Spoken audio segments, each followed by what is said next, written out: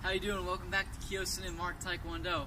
And today we're going to do a little bit more work with the bow staff. So, we covered just the basic spins, basic strikes. We're going to move on to something a little bit harder. You might know it's a figure eight. Now, a figure eight, it might look pretty hard to do, but it's actually not that complicated. Now, what you need to do basically is you're going to have your staff. You're going to find the point of balance. So, the point of balance here is right about this point. You're going to put your hand a little bit in front of it. You're going to pinch it with just two fingers.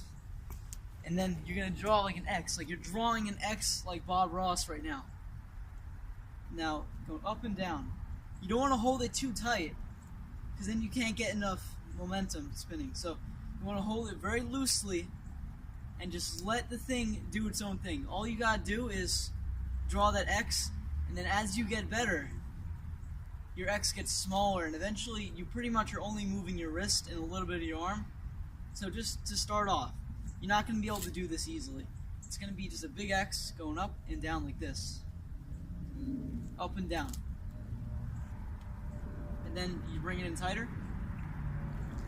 And now, it's a little bit hard to do with one hand, so let's practice with two hands here. Again, put them both together like this. Same concept. It's like you have a canoe right now. You're using the canoe, paddling down the stream. And then as you get better, you can just put a little bit more speed into it, and it's pretty much the same thing. You can switch back and forth, left and right. It's all the same movement.